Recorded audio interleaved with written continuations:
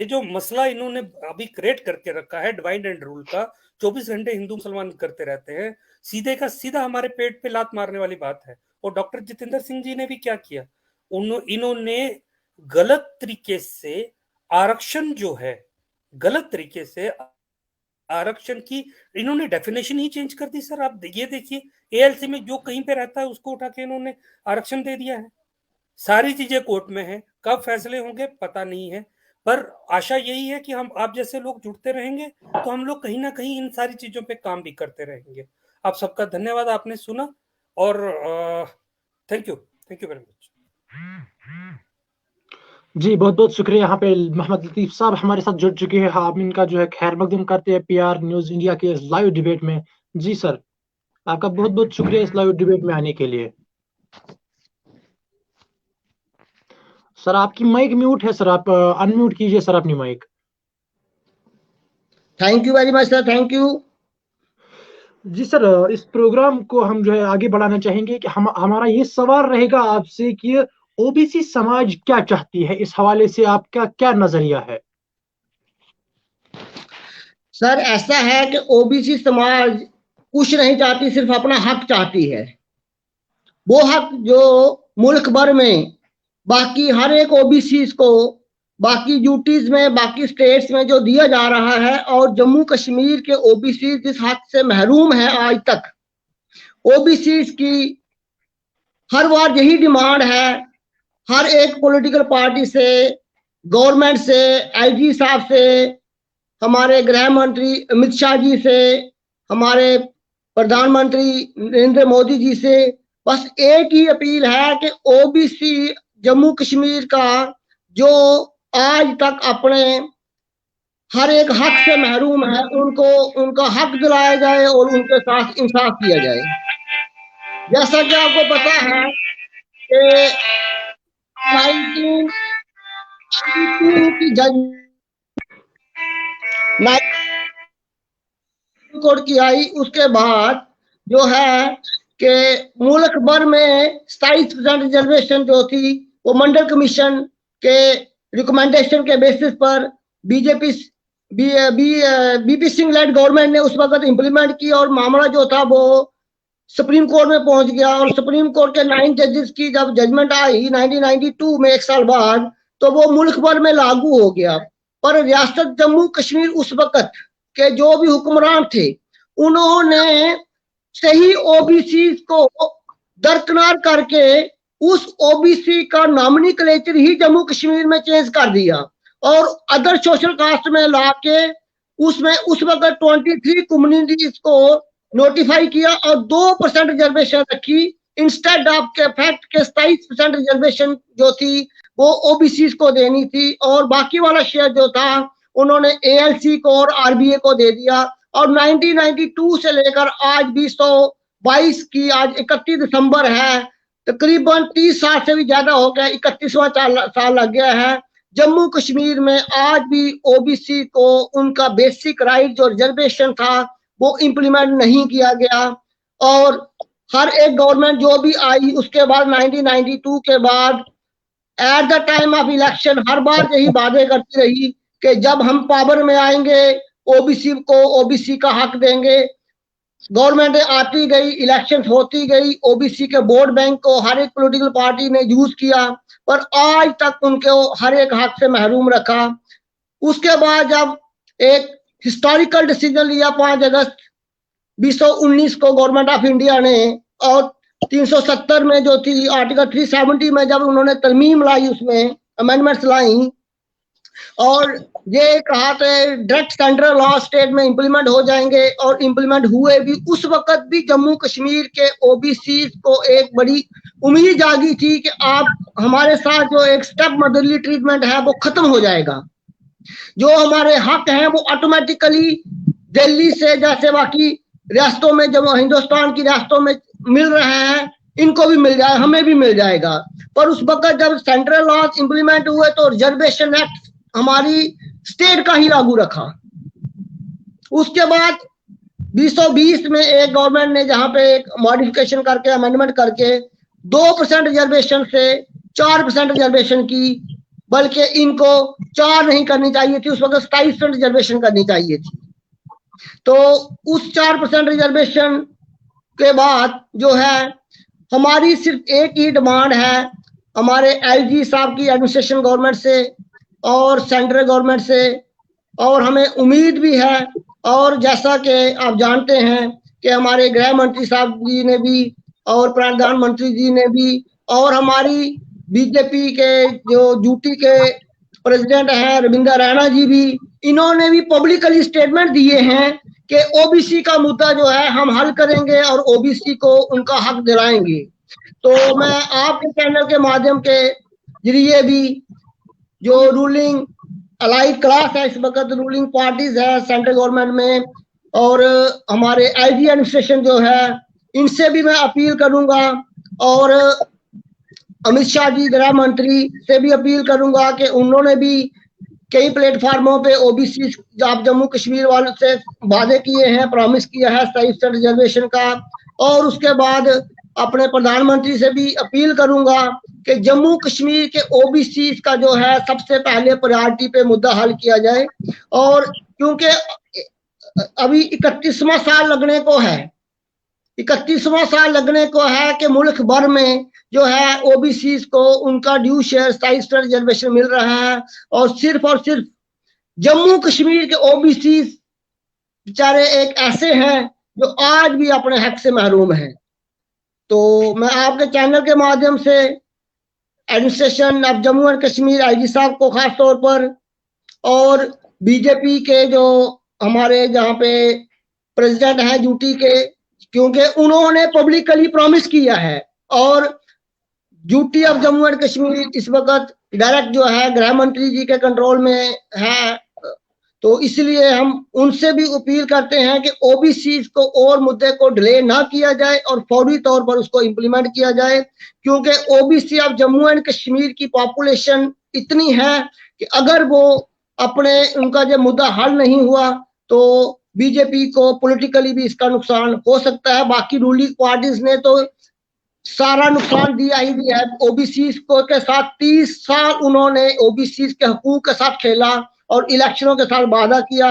जैसे कि मैं पहले भी कुछ चैनलों के जरिए ये बोल चुका हूं आप लोगों को कि अगर बीजेपी ओबीसी का मुद्दा इलेक्शनों से पहले हल करेगी तो सबसे ज्यादा बेनिफिट जो होगा ओबीसी की पॉपुलेशन जो है around 40% of Jammu and Kashmir की टोटल पॉपुलेशन के आसपास है, क्योंकि अब जो इन्होंने दोबारा नोटिफिकेशन की है कुछ कम्युनिटीज को ऐड करने जा रहे हैं। फॉर द टाइम बीइंग उसको कैप्टन अवेयर्स किया, बट गवर्नमेंट की मंशा तो क्लियर है कि those communities has to be added. तो अगर वो करेंगे तो हमारी पॉपुलेशन 40 से 42% तक हो जाएगी। तो 40 और 42% वाले गवर्नमेंट बना भी सकते हैं और गवर्नमेंट गिरा भी सकते हैं। तो इसीलिए बीजेपी से मैं अपील करता हूं, क्योंकि उन्होंने जो है एक OBC of Jammu and Kashmir वालों में एक उम्मीद की लहर जगाई है। 5 अगस्त 2019 के फैसले के बाद जो था पार्लियामेंट का फैसला था, उसके बाद तो जम्मू कश्मीर के ओबीसी को जो समझे थे कि जिस दिन भी सेंट्रल लॉज इंप्लीमेंट होंगे स्टेट में ओबीसी को तो 27% रिजर्वेशन इंप्लीमेंट हो ही जाएगी। पर उस वक्त भी पता नहीं किन वजह से जो था ओबीसी के साथ एक स्टेप बदली ट्रीटमेंट किया गया और स्टेट का ओल्ड स्टेट का जो रिजर्वेशन लॉ था वो ही रखा गया। बाकी क्योंकि जो बाकी जो लॉ सेंटर के इम्प्लीमेंट किए गए और सिर्फ रिजर्वेशन रूल जो था वो सेंटर का जो नहीं लाया गया और स्टेट का रिजर्वेशन एक्ट जो 2005 जो था उसी को इम्प्लीमेंट रखा। तो अगर बीजेपी इस मुद्दे को हल करती है तो मैं आपके चैनल के माध्यम से इतना बता देता हूं कि बीजेपी को इलेक्शन में बहुत बड़ा एक प्लस पॉइंट होगा, बहुत बेनिफिट मिलेगा पॉलिटिकली भी। देखिए सर, आपको मैं कुछ कहना चाहता हूं लाइक ओबीसी का मसला हम हाईलाइट करते हैं, आगे फिर पार्टीज तक है और आगे फिर लोगों तक है कि वो किस वे में लेते हैं। Carry on Fazil. जी सर, यहाँ पे मैं गुलाम हसन साहब की तरफ जाना चाहूंगा कि मैं उनसे ये कहना चाहूंगा कि ओबीसी क्या चाहती है। जैसे कि यहाँ पे लतीफ साहब ने बोला है कि अब जो है हम गुलाम हसन की जुबानी से सुनना चाहेंगे कि आखिरकार ओबीसी चाहती क्या है। फाजिल साहब, जी गुलाम हसन साहब। फाजिल साहब, मैं बहुत मशहूर हूँ आपका कि आपने मुझे दोबारा इस चैनल पर लाया, और मैं आपसे मुदमना गुजारिश करता हूँ, आप अपना हक ढूंढते हैं। ओबीसी का हक असली 27% है हकीकतन कि ये मंडल कमीशन ने भी, और ये जो भीमराव अंबेडकर ने ये पहले ही इस पर एक किस्म का कानून बनाया कि ओबीसी के लिए तमाम हिंदुस्तान में 27% देना चाहिए। अब तो मैं आपकी वसादत से कहना चाहता हूं कि अभी तक हमारी 4% वो ओएससी के नाम दिए गए, और ही नामन कल्चर रखा गया। मैंने पहले ही बताया, ये नामन कल्चर और ही खुसन कश्मीर में ओबीसी का नाम निशान नहीं है। इसलिए मैं कहना चाहता हूं कि यहाँ जो मसाइल जो है, खुसन ओबीसी वर्ग को अपना बेनिफिट देना चाहिए। और दूसरी बात यह है कि जहाँ यहाँ तो गवर्नमेंट ने एक दफा, क्योंकि कता कलामी माफ था, ये लतीफ साहब एडवोकेट सुप्रीम कोर्ट है, ये इस वक्त हमारे सामने है। मैं इनसे कहना चाहता हूँ, गवर्नमेंट ने पहले कॉन्स्टिट्यूट किया कि यहाँ अगर यहाँ गवर्नर राज है या एलजी हुकूमत का ये हुकूमत चल रही है, उन्होंने कहा कि हम यहाँ एडवाइजरी बोर्ड बनाएंगे। एडवाइजरी बोर्ड में इन्होंने फारूक अहमद खान साहब को यहाँ बहैसियत वीसी बनाया इस एडवाइजरी बोर्ड को। बदकिस्मती से उसने कोई मीटिंग नहीं बुलाई। कता कलामी माफ खुद इसके बाद बिन वजूहत पर उसने रिजाइन किया। क्या किया उसके साथ हमें लेना देना नहीं है, क्योंकि हम इतने सियासतदान नहीं है। उसके बाद भटनागर साहब को भी उन्होंने बहैसियत वाइस चेयरमैन लिया, और 1.5 साल हुआ वेरिफिकेशन करने में। हर एक बूढ़े जो इसमें बूढ़े हैं ओबीसी के वर्ग के लोग जिसमें इंक्लूड किए, जिसमें बंसीलाल है, अब्दुल रशीद है, या और कोई है, कश्मीर से 20-25 बंदे हैं, जम्मू से 20-25 बंदे, सब के सब 60 साल से ऊपर है, कोई जवान नहीं है। मगर 2 साल हो गए वेरिफिकेशन में, नहीं ओबीसी का कोई ये एडवाइजरी बोर्ड में जो चेयरमैन है या वाइस चेयरमैन है, चेयरमैन गवर्नर होता है, कभी नहीं मीटिंग बुलाई गई, ताकि हम अपनी जो अंदर की बीमारी है ये ओबीसी के लोगों को, कि जो अपने हालात इनको से वाकफ करवाएंगे एलजी साहब या वीसी से। मगर अभी तक ये और एक मुसीबत है, एडवाइजरी बोर्ड में 10 या 12 स्टाफ मेंबर है, वहां वो भी खाली 10 के 12 स्टाफ है। अच्छा, या उन्होंने पिछले 10 साल से एडवाइजरी बोर्ड पर लाखों रुपए खर्च किया, और यहाँ जो हॉस्टल है, एक जम्मू में और एक कश्मीर में, 6-6 लाख रुपया फी हर साल ये किराया देते हैं, मगर अभी तक किसी बच्चे को एडमिशन नहीं दिया गया। बच्चों ने एप्लीकेशन दे दी, 4 दफा मैंने खुद एक्सरसाइज की इस पर, पिछले 4 साल से 5 साल से, कि मैंने सबून लड़कों को फॉर्म भरवाया। अब कहते हैं कि नहीं जी आज करेंगे, कल हॉस्टल करेंगे, नहीं हॉस्टलों को का वजूद आता है, नहीं बच्चों को एडमिशन दिया जाता है। और एक बात मैं कहना चाहता हूं कि यहाँ जो वार्डन है, नहीं वार्डन का स्टाफ वहां मुंतखब किया गया, वहां तो ये मिसाल की है, वहां तो बहुत सारे स्टाफ मेंबर इनको सिलेक्ट करने हैं ओबीसी से, उसका भी कोई ध्यान नहीं दे दिया इन वीसीओ ने, या ये जो सेक्रेटरी साहिबान है या चीफ सेक्रेटरी है या बाकी, उनको मुदमना गुजारिश करता हूं कि कम से कम एडवाइजरी बोर्ड को एक्टिवेट करो। और खुद सन जो सेक्रेटरी साहब है, सेक्रेटरी साहब से भी मैं मुदमना गुजारिश करता हूं कि उसको इस चैनल के माध्यम से कि इसको सही ध्यान देना चाहिए। और एक मैं बात बताना चाहता हूं, यहाँ ओएससी की सर्टिफिकेट कलदम करनी चाहिए, यहाँ टोटली एक ही सर्टिफिकेट वागुजार करनी चाहिए सिर्फ ओबीसी के नाम पर, क्योंकि ये फ्यूटल एक्सरसाइज बनाई गई है कि इन लोगों को बहुत तकलीफ और दिक्कतें हो जाती है। वाकई वस्सलाम जी, बहुत बहुत शुक्रिया। यहाँ पे मैं केएल साहब यहाँ पे हमारे साथ जुड़ चुके हैं। केएल साहब आपका बहुत बहुत शुक्रिया जो अपना कीमती टाइम आपने निकाला और आपने इस डिबेट में शिरकत की। जी केएल साहब, सबसे पहले आपका बहुत बहुत शुक्रिया।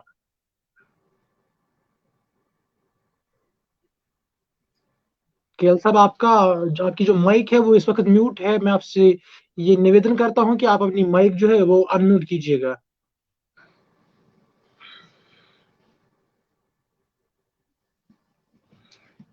जी, तो मैं फिर से लतीफ साहब की तरफ आना चाहूंगा।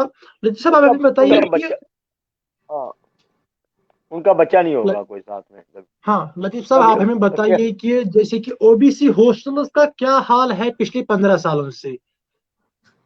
अभी गुलाम हसन साहब ने हॉस्टल्स की जिक्र की, हॉस्टल्स का क्या हाल है 15 सालों से, पिछले 15 सालों की अगर हम बात करेंगे। देखिए हॉस्टल्स जो हैं वो एक किस्म का, इन्होंने गुलाम हसन जी ने बिल्कुल बराबर कहा, वो टोटली नॉन फंक्शनल है, टोटली नॉन फंक्शनल टाइप के हॉस्टल्स हैं वो। उसमें ना तो फैसिलिटीज है, ना प्रॉपर एडमिशन है, ना ही प्रॉपर उसकी एडवर्टीजमेंट है, पब्लिक अवेयरनेस नहीं है। और देखिए ना, हॉस्टल जो था that is a secondary issue, but basic issue जो था मंडल कमीशन की रिकमेंडेशन से वो रिजर्वेशन का था। हमारा बेसिक राइट ही उन्होंने छीन दिया। और उसके बाद बच्चे पढ़ते हैं, अगर कंपटीशन के लिए अगर कोई 2% बच्चे या 4% बच्चे आके जम्मू में या कश्मीर में प्रॉपर, क्योंकि यूनिवर्सिटी जो है अभी मोस्टली जो है वो जम्मू और श्रीनगर में है, तो उसमें हॉस्टल फैसिलिटी की जो है ओबीसी की वो ना के बराबर है। रेंट पे बिल्डिंगें लेके रखी हैं, ना तो गवर्नमेंट अपना इंफ्रास्ट्रक्चर उसके लिए ओबीसी के लिए तैयार करती है। और सबसे बड़ी बात यह है कि जम्मू कश्मीर में आज तक ओबीसी को ओबीसी मानते ही नहीं है जी। ये उनको नॉमिनक्लेचर ही हमारा चेंज कर दिया, इसको अदर सोशल कास्ट में लाया। अदरवाइज अगर आप कॉन्स्टिट्यूशन के आर्टिकल 15 और 16 के हवाले से पढ़ें, जो लिखा गया था उसमें लिखा गया था backward classes, other backward classes, other backward classes की अपलिफ्टमेंट के लिए गवर्नमेंट ऑफ इंडिया ने टाइम टू टाइम कमीशन बनाए। और लास्ट कमीशन जो था वो मंडल कमीशन था, जो 1971 में कॉन्स्टिट्यूट 1979 में कॉन्स्टिट्यूट हुआ, और उसकी रिकमेंडेशंस को 1991 में बीपी सिंह जी ने इंप्लीमेंट किया, जिसमें फर्स्ट और फॉरमोस्ट जो थी स्टेप जो था और रिकमेंडेशन थी that is reservation in government jobs and promotions. Reservation jobs में जब आप उन्होंने बेसिक राइट से हमें 32 साल या 31 साल महरूम रखा है, तो ये उसके बाद अभी भी गवर्नमेंट का ये देखिए कोई सिंसियरनेस नहीं है कि जी अपना ओबीसी का जो स्टेट का जो है अदर बैकवर्ड क्लासेस का जो एडवाइजरी बोर्ड कॉन्स्टिट्यूट करें। 370 आर्टिकल 370 की एब्रोगेशन के बाद भी ओएससी का सर्टिफिकेट अलग से जारी कर रहे हैं ये, और ओबीसी का सेंट्रल गवर्नमेंट के लिए वो पहले भी इशू होता था, आज भी डबल 2 सर्टिफिकेट। एक बच्चा जो एक ही कम्युनिटी में नोटिफाइड है अदर बैकवर्ड क्लासेस में, इन्होंने स्टेट में उसको अलग से अदर सोशल कास्ट का सर्टिफिकेट लेना पड़ता है। ना हॉस्टल की प्रॉपर फैसिलिटी है, ना ये सर्टिफिकेट इशू करने का कोई स्ट्रीमलाइन सिस्टम है, डबल सर्टिफिकेट इशू करना है 2 बार उसके लिए। और सबसे बड़ी बात यह है कि अदर सोशल कास्ट का जो नॉमिनक्लेचर कंसेप्ट है वो that is totally unknown to the constitution and to the supreme court judgments and the reservation laws which are applicable in the rest part of the country. ये सिर्फ हमारे जम्मू कश्मीर के OBC को उनके हक से महरूम करने के लिए उन्होंने ये नॉमिनक्लेचर कर दिया कि अदर बैकवर्ड क्लासेस को अदर सोशल कास्ट का नाम देकर 27% रिजर्वेशन के बजाय 2% रिजर्वेशन देके लोगों को गुमराह किया। और ये गुमराह किए हुए कोई 2 साल नहीं हुए, 4 साल नहीं हुए, जो 1992 से है। और क्योंकि सुप्रीम कोर्ट की जजमेंट 1996 नवंबर 1992 को सुप्रीम कोर्ट की जजमेंट जो इंदिरा सानी जजमेंट आई थी, that was a landmark judgment. और उस वक्त भी गवर्नमेंट ऑफ इंडिया और सब लोगों ने ये सोचा था कि अब ओबीसी का इशू जो था वो वंस फॉर ऑल सेटल का हो गया है, क्योंकि सुप्रीम कोर्ट ने कॉन्स्टिट्यूशन बेंच बनाते हुए इसी चीज को मद्देनजर रखा था कि 1947 से लेकर आज तक जो है ओबीसी को रिजर्वेशन का इशू जो है वो पे चल रहा है और उसमें बड़ी कंट्रोवर्सी है और ओबीसी का इशू सेटल नहीं हो रहा।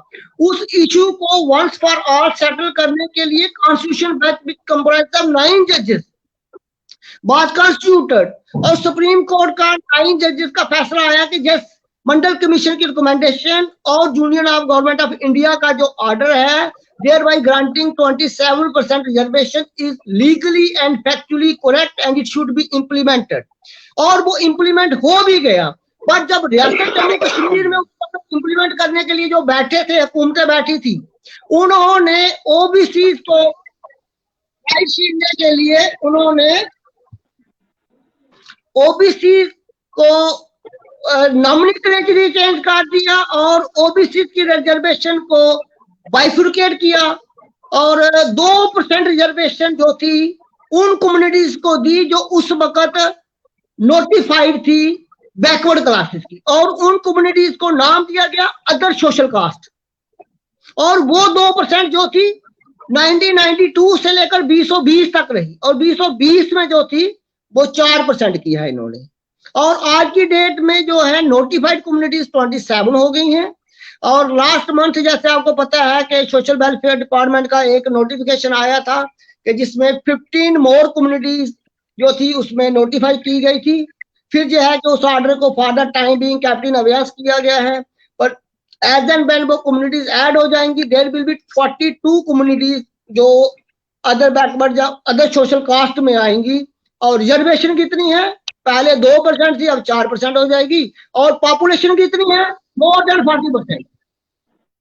40% होगी आज की डेट की पॉपुलेशन जो थी। और हमारा ओबीसी अब जम्मू एंड कश्मीर वालों की एक ये भी रेगुलर डिमांड रही है शुरू से ही कि भाई क्योंकि ओबीसी को रिजर्वेशन उनकी पॉपुलेशन के परसेंटेज पे है, आप ओबीसी का एक जो है वो सेंसस करवा लीजिए जम्मू कश्मीर में। पर आज तक ओबीसी का सेंसस भी नहीं गवर्नमेंट ने करवाया है।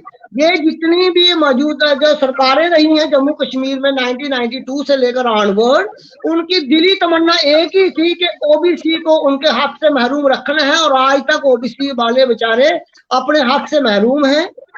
तो अब जो है हमें थोड़ी सी उम्मीद है कि आज की जो प्रेजेंट डिस्पेंसेशन ऑफ जस्टिस है जो गवर्नमेंट ऑफ इंडिया है, OBC of Jammu and Kashmir के साथ थोड़ा इंसाफ करे। जी बहुत बहुत शुक्रिया कि जैसे कि आपने अच्छे ख्यालात रखे, जितने भी आपके ख्यालात थे आपके जहन में आपने वो हमारे सामने रखे, और हम उम्मीद करते हैं कि ये जो है अल्लाह हुक्म तक पहुंचे और वो सही कदम उठाए इस बारे में। और एक सवाल मैं यहाँ पे अमित मेरा सबसे करना चाहूंगा कि अमित साहब आप हमें बताइए कि क्या ओबीसी के अंदर पंचायत राज और म्युनिसिपल राज का कोई फायदा है भी या कि नहीं?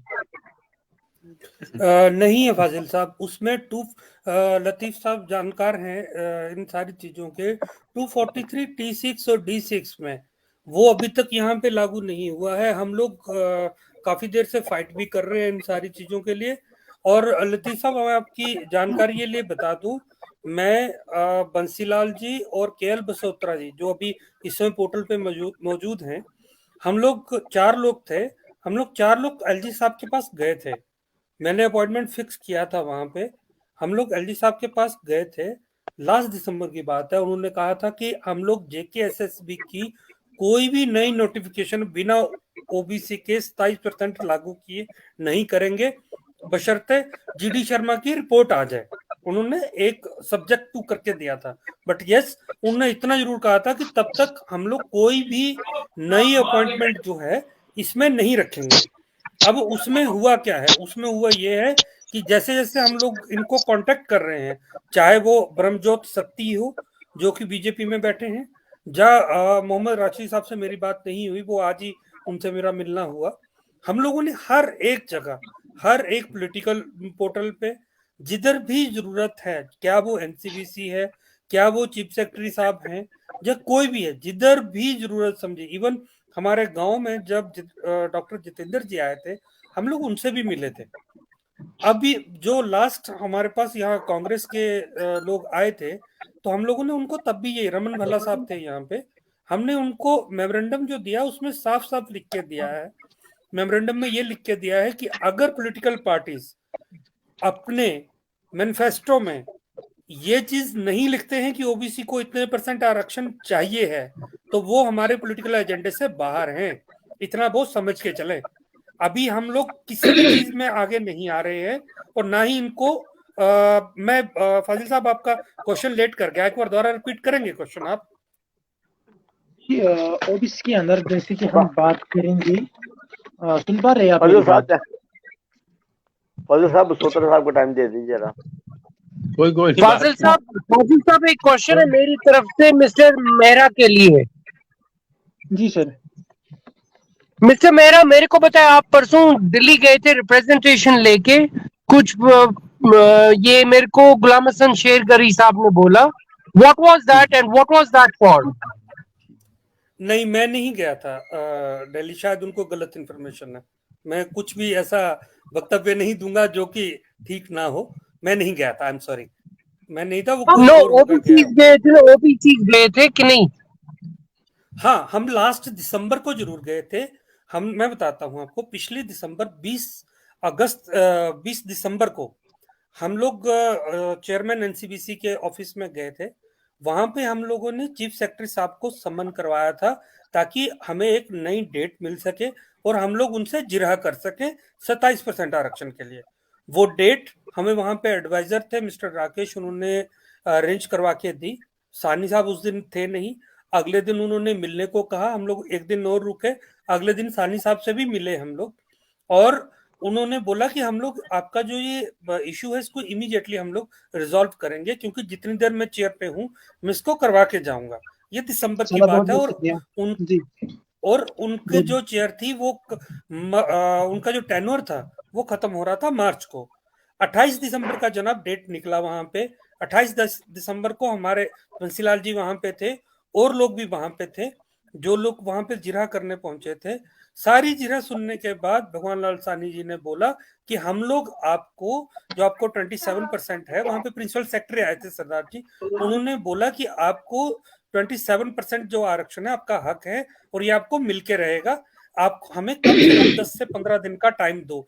वही टाइम टेकिंग टेक्निक्स द्वारा आई। उसके बाद अभी तक हमारे पास उस मीटिंग के सर मिनट्स ऑफ मीटिंग नहीं आए हैं, मिनट्स हमारे तक नहीं पहुंचे हैं। आपको मैंने बताया कि 2 आरटीआई डाल चुका हूं, तीसरी आरटीआई अभी भी ब्रजेश जी के पास पेंडिंग है। अगर उसका स्क्रीनशॉट चाहिए तो मैं स्क्रीन पे उसको शो भी कर सकता हूं थोड़ी देर में आपको। मेरे को आप बताइए केएल, हाँ केएल बसोत्रा जी, टाइम भी निकल चुका है। अब हम जो है केएल साहब से बात मांगिए टू द सोसाइटी, इनको मैसेज मांगिए टू द गवर्नमेंट। हेलो, मेरी आवाज आ रही है जी? सर आपकी क्या मैसेज है? आपकी मैसेज क्या है एडमिनिस्ट्रेशन के लिए? मुझसे केएल बसोत्रा से पूछ रहे हैं आप? जी सर, सब लोगों से एक एक करके हमें बताइए। बात यह है कि हमें तो काफी 20-25 साल हो गया इसी बात के पीछे लगे हुए, लेकिन हमने देखा है कि जितनी भी सरकारें हैं वो हमें देना ही नहीं चाहती हैं। वो सिर्फ हमें जब इलेक्शन आती है या कुछ उस वक्त झूठे बातें करते हैं। यही जो बीजेपी है, बड़ी बात जो है, ये समझो जो कमीशन बना है हमारा बैकवर्ड क्लास का, हमारे जो कमीशन हमेशा अपर कास्ट का लगाते हैं, जो कि ये नहीं चाहता कि इनको 27% मिले या कुछ भी मिले। ये पीछे बीजेपी गवर्नमेंट में तो इन्होंने उस कमीशन में वो हमेशा हाई कोर्ट का एक रिटायर्ड जज होना चाहिए।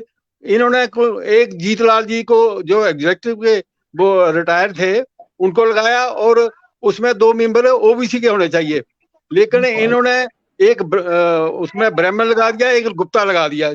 ये बीजेपी वालों की बात कर रहा हूँ। तो उस वक्त जब उन्होंने हमें बुलाया, हमने उनसे पूछा भाई इस जहां तो हमारे 2 ओबीसी के मेंबर होने चाहिए जो ओबीसी की बात करें, जो इधर अपना रोना रोए कि ओबीसी को क्या तकलीफ है। तो वो वकील साहब थे, वो हमसे बोले कि हम उनको तो एक्ट दिखाया कि इस एक्ट के तहत 1-2 ओबीसी के मेंबर हमारी नुमाइंदगी करने के लिए होने चाहिए। लेकिन उस वक्त उन्होंने कहा जी हमने आपका पहले एक्ट तोड़ा है, उसमें अमेंडमेंट की है, अपने आप को हमने डाला है और जीलाल को भी उसी में डाला है, तभी हमने जस्टिस जो है हाई कोर्ट का रिटायर नहीं लगाया है, ये लगाए हैं। ये जो कोर्टें हैं, ये सियासी पार्टियां जो गवर्नमेंट है, ये जब चाहें इस मतलब कानून को भी तोड़ देती हैं। ये इनको हमारी फिक्र नहीं है। ये सारा जब वोट लेने थे 2014 में और 2019 में अपने पीएम साहब ने भी वायदे किए थे, अपने होम मिनिस्टर ने वायदे किए थे कि ये 370 जो है इसकी वजह से ओबीसी को नुकसान है, हमारी गवर्नमेंट आई हम देंगे। अब हमें इनकी गवर्नमेंट आए हुए भी मेरे ख्याल में कोई 14 से लेकर अब 8 साल हो गए हैं, तो सिर्फ ये झूठे वायदे करते हैं। हमें इन पर कोई विश्वास नहीं है। ठीक है, इलेक्शन आएगी तो हम कोशिश करेंगे भाई इनसे क्या बात होती है कुछ भी। ये हमारे जो भाई इन मोर्चों में बैठे हैं, क्या कांग्रेस मोर्चे में या बीजेपी मोर्चे में, हमारी उनसे रिक्वेस्ट है कि वहां अपनी बात करें, अपने 27% की बात करें। हमारी इस वक्त कम से कम 45% हमारी पॉपुलेशन है। जब समझो 1931 अगर वो 32% थे तो अब वो बड़ी है, कोई कम थोड़ी हुई है। तो ये देते नहीं। अगर वो आपके ओबीसी की बात नहीं करते तो मोर्चों में बैठने की जरूरत क्या है? उनको वहां से बाहर निकलना चाहिए। वो कभी भी आपकी बात नहीं मानेंगे।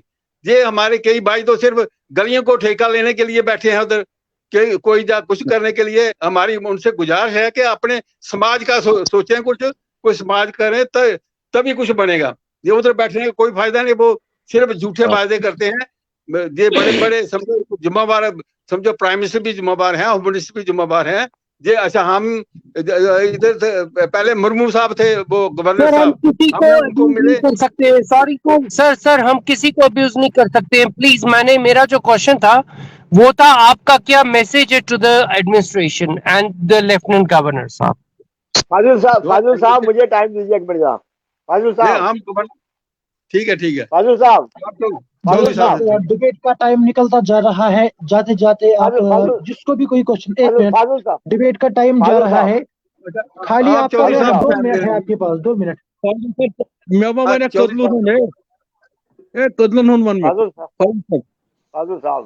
चलो, गुलाम हसन साहब को यहाँ पे एक अहम क्वेश्चन है। यहाँ पे गुलाम हसन साहब के एरिया में एक पुल है जिसको खड़गनी बोलते हैं। फाजिल साहब मुझे टाइम दीजिए एक मिनट जनाब। हाँ गुलाम हसन साहब, मैं आपका ही क्वेश्चन लूंगा। गुलाम हसन साहब का एक बहुत ही अच्छा क्वेश्चन है, बहुत ही अच्छा क्वेश्चन है कि जो कि खड़गनी एक इलाका आता है जिले कुलगाम के अंदर। ये गुलाम हसन साहब उसको बखूबी जानते होंगे, ये वहाँ के मकामी है, आसपास इलाके में रहते हैं। वहाँ पे एक पुल की बहुत बड़ी प्रॉब्लम है, जो कि ट्रैफिक जाम उससे बहुत ज्यादा लगता है। वो वहाँ पे जो है 2 डिस्ट्रिक्ट को कनेक्ट करता है। पहले तो अनंतनाग को वो कुलगाम से कनेक्ट करता है और कुलगाम को अनंतनाग से कनेक्ट करता है। वहाँ पे बहुत बड़ी प्रॉब्लम हो रही है। इस हवाले से आपका क्या कहना है? क्या मैसेज रहेगी आपको एडमिनिस्ट्रेशन के लिए? जी हेलो, अस्सलाम वालेकुम। मैं फाजिल साहब के वसात मोदबाना गुजारिश करता हूँ। ओबीसी मेंबर्स उनको बहुत शुक्रगुजार हूँ। खुसन बशीर अहमद भी वहाँ था, बशीर अहमद नजार, पर उसको मौका भी नहीं दिया गया क्योंकि बदकिस्मती है कि क्या वजह है, क्या नहीं वजह है कि उसको मौका नहीं दिया।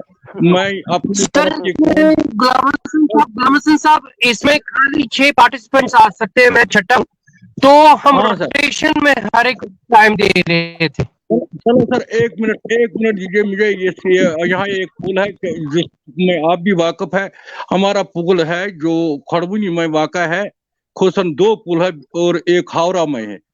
उसको टेंडर भी किया गया और खड़बुनी में जो पुल है, डीसी साहब जो बिलाल साहब भट्ट साहब उसने बहुत ताकत की उस पुल के सैंक्शन करने में। ये जो पुल है ये 10 जिलों का गेटवे है।